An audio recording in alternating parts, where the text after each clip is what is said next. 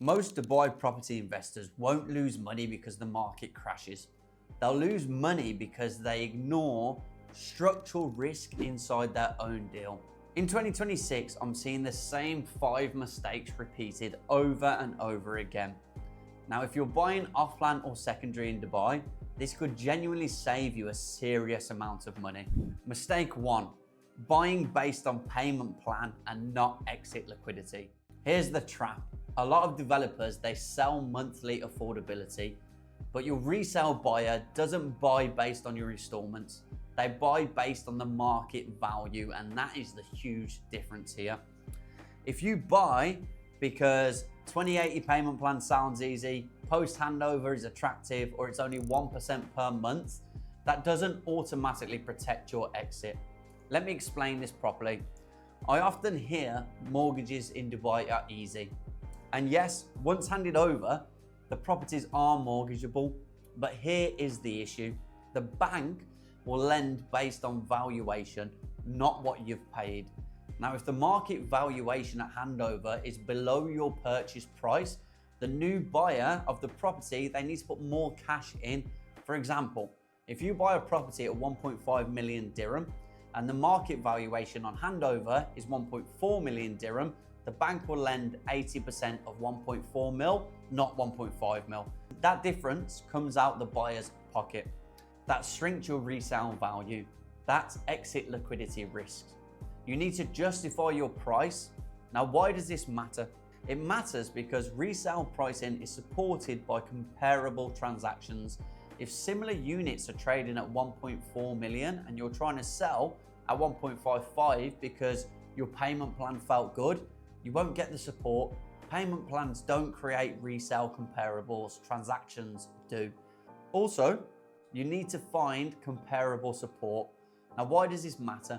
If dozens of identical units hand over at the same time, then buyers will compare. They don't emotionally overpay. If over 100 similar units are listed, the pricing will compress. That's liquidity pressure. Now, before buying, ask yourself, if this unit was to hand over tomorrow, what would it realistically trade at? Are there secondary transactions that are already supporting this pricing level? How many similar units will compete with me at exit? If your only confidence is another investor will buy it, that is a high risk investment. Now, mistake number 2. This is when people ignore micro supply pressure. Investors think in areas. Smart investors, they think in 1 kilometer radiuses. Supply isn't dangerous citywide, it is dangerous locally. Now, let me give you a real example here. Let's look at Jumeirah Village Circle. JVC has a very strong rental demand. It's active, it transacts well, but it also has an extremely high pipeline density in certain clusters. Now, if we look within a 1 kilometer radius of certain parts in JVC, you have multiple towers handing over within a 24 or 12 month period. Very similar layouts, very similar investor audience, and very similar 1-bedroom stock. That will create a pricing compression, not because JVC is bad, but because the competition in the area increases. Now, when you combine that with road congestion, infrastructure strain, and also some traffic bottlenecks, it will reduce buyer desirability at the margin that you've purchased at. Capital appreciation requires scarcity, and heavy supply, it reduces scarcity. Now, before buying in places like JVC or anywhere similar, ask how many units hand over within a 1 kilometer of the same handover year as you. How many are identical to yours? Is the infrastructure scaling at the same place as the supply? If supply is outpacing infrastructure, the appreciation will slow. That's not my opinion, it's economics. Now, mistake 3, confusing the master plan with timeline. This is where emotion overrides structure. People see metro announcements, road expansion plans, community upgrades, but if the supply hits before the infrastructure is complete, the pricing will stagnate. JVC again is a great case study here. Infrastructure improvements are ongoing, but heavy supply has often arrived before full road upgrades and the traffic solutions. So you will get a mismatch here. Now, when we look at the infrastructure that lags supply, capital growth will slow. That is a timeline mismatch. Now, again, ask yourself these questions. Is the infrastructure ahead of the supply, or is the supply ahead of the infrastructure? If the supply wins that race, then appreciation will compress. If the infrastructure wins that race, the pricing will definitely expand. Now, that is the real dynamic. Dubai isn't structurally weak, but not all micro markets behave the same. High density investor zones like parts of JVC will behave very differently from low density villa communities, master plan developments, and supply controlled districts. Blind buying in an oversupplied pocket will definitely get you punished.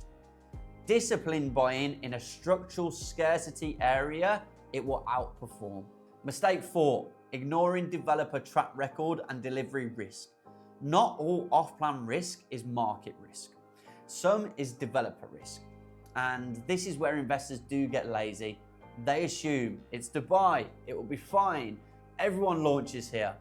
But developer selection matters massively when it comes to purchasing an off-plan development. Here are 3 reasons why. Number 1 is the delivery timeline risk. If a project is delayed by 12 to 24 months, your capital is locked. Your ROI timeline has to shift and your exit window will change. Time affects the internal rate of the return, not just the price. Number 2, specification risk. The brochure versus the actual delivered project can differ. Finishing quality, this will affect rental demand and resale appeal. In competitive zones like JVC, Arjan, Dubai South, the difference in quality matters even more. And finally, number 3, reputation and liquidity. When resale happens, buyers don't just look at the unit. They look at the developer's name. Now, master developers and strong brands, they tend to resell faster, retain confidence, and they face less negotiation pressure. Unknown developers in oversupplied clusters, liquidity will slow first. Before buying an off-plan, ask yourself this. Has this developer delivered a similar scale before? How many delays is on that developer's record? What is their resale performance history? And what do actual handed over units look like in reality? Google is not researching. Go and visit the delivered projects. That is proper research. And mistake 5, not thinking about the future buyer. Every investment is a future resale. Your exit buyer determines your liquidity.